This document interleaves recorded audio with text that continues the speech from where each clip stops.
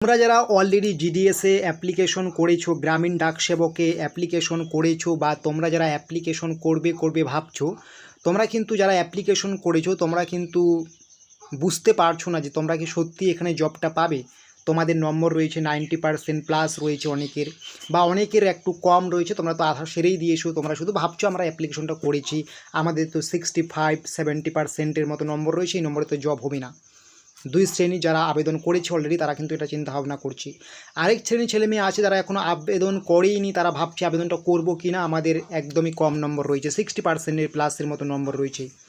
আমি বলবো 60% যাদের নম্বর রয়েছে, 60%-এর উপরে যাদের নম্বর রয়েছে, প্রত্যেকেই জিডিএসে আবেদন করবে, তোমরাও কিন্তু জব পাবে একদম। আমি কিন্তু প্রুফ দিতে চাই, তোমরা যদি প্রুফ নিতে চাও অবশ্যই আমাদের সাথে যোগাযোগ করবে যে 65% পেয়েও কিন্তু জিডিএসে অনেকেই জব করছে। এখন বলবে অনেকেই জব করছে কিভাবে? হ্যাঁ, সংখ্যাটা একটু কম আছে, 90% পেয়েও তুমি কিন্তু জব পাবে না জিডিএসে, এইরকমও কিন্তু আমরা অনেকেই দেখেছি। কারণ এই জিডিএসটা পুরোপুরি মাধ্যমিক এমপি রেজাল্টের উপর ভিত্তি করে হচ্ছে। এখন তুমি যে ডিভিশনে অ্যাপ্লিকেশনটা করছো সেই ডিভিশনে কতগুলো ছেলে মেয়ে অ্যাপ্লিকেশন করছে, তাদের কি নম্বর রয়েছে, সেই হিসেবে কিন্তু মেরিট লিস্টটা প্রত্যেক ইয়ার্স কিন্তু পাবলিশ হয়। তাই কোথায় কি কাট অফ গেলো না গেলো সেটা দেখে তোমার ডিভিশনে কি কাট অফ যাবে তুমি কিন্তু কখনোই বলতে পারবে না।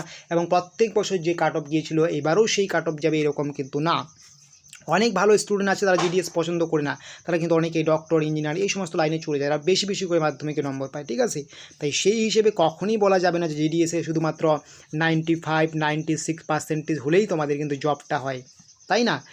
হ্যাঁ, আরেকটা জিনিস জিডিএসে বলি, জিডিএসে অনেকেই মেরিট লিস্টে নাম তুলে তখন কিন্তু আর জয়েনিং করে না, তখন কিন্তু ওই ভ্যাকেন্সিগুলো বা ওই যে ভ্যাকেন্সিগুলো বা শূন্যপদগুলো খালি থাকে, তার জন্য কিন্তু আবার সেকেন্ড, থার্ড, ফোর্থ, ফিফথ এরকম কিন্তু মেরিট লিস্ট বার হইতেই থাকে। তাই জিডিএসে শুধু 90% পেলেই, 95-92 পেলেই জব হবে, 60% বা 65% পেলে জব হবে না, এই ভেবে তোমরা অ্যাপ্লাই করলে না, তোমরা কিন্তু অনেক বড় বকা আছো। কারণ 95 পেয়েও তোমার জব হবে কিনা তার সন্দেহ আছে, কারণ তার থেকেও বেশি ছেলে মেয়ে অ্যাপ্লাই করতে পারে তোমার থেকে যারা বেশি নম্বর পেয়েছে।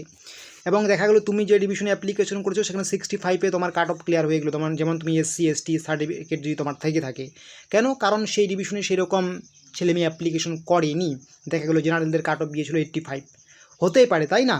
তো এটা যেহেতু কোনো পরীক্ষা হচ্ছে না, পরীক্ষা হলে পরীক্ষার কোশ্চেন দেখে কীরকম কোশ্চেন হলো, কঠিন নাকি সহজ, সেইভাবে তুল্যমূল্য বিচার করে কিন্তু বলা যায় যে জিডিএসে 2024-এ কীরকম কাট অফ যাবে। তাই বর্তমানে তোমাদের জিডিএসে যে কাট অফগুলো বলা হচ্ছে, হ্যাঁ অবশ্যই মিলবে কিছু না কিছু, তবে সেই কাট অফগুলোই যে একদম পুরোপুরি 100% মিলে যাবে এবং তোমরা সেটা দেখে এখানে অ্যাপ্লিকেশনটা করছো না, তোমরা কিন্তু ভুল ভাবছো বা ভুল তোমাদের কিন্তু সিদ্ধান্তটা নেওয়া হচ্ছে। দেখো এখানে তো লাগবেই 100 টাকা, তোমরা জীবনে কত 100 টাকা নষ্ট করেছো তোমরা আমাকে বলো তো। দেখো তুমি 100 টাকা দিয়ে এখানে অ্যাপ্লিকেশন করার পরে তুমি একটা জব পেয়ে গেলে, গভর্নমেন্ট জব পেয়ে গেলে, তাই না। এটা কিন্তু মাথায় রাখতে হবে, জীবনে তো অনেক জায়গায় অনেক ইনভেস্ট করেছো তোমার টাকাগুলো, শুধু 100 টাকার খেল এখানে। যদি তোমার নামটা চলে আসতেও পারে, 65% পেয়েও তোমার আসতে পারে, তুমি যেই ডিভিশনে অ্যাপ্লিকেশন করছো সেই ডিভিশনের উপর নির্ভর করছে এটা। ওই বছর বা এই বছর দেখা গেল তোমার সেই রকম এখানে ছেলে মেয়ে অ্যাপ্লিকেশন করেনি, খুব বেশি পাওয়া নম্বর ছেলে মেয়ে এখানে অ্যাপ্লিকেশন করেনি, বা যারা মেরিট লিস্টে নাম উঠেছে তারা জয়েনিং করেনি, হতেই তো পারে, তাই না। তো অবশ্যই তোমরা কিন্তু আবেদনটা করবে।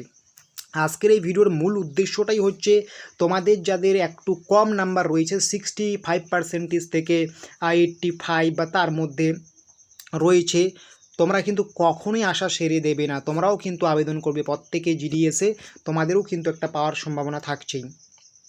তোমরা ভাবছো 65%, 85% পেয়েছি আমরা, তাই আমরা পাবো না, কিন্তু অন্যদিকে যারা 90 পেয়েছে, 95 পেয়েছে, তারাও যে পাবে তারও কোনো গ্যারান্টি নেই, কারণ কাট অফটা কী রকম যায় বলা মুশকিল এই মুহূর্তে, তাই না।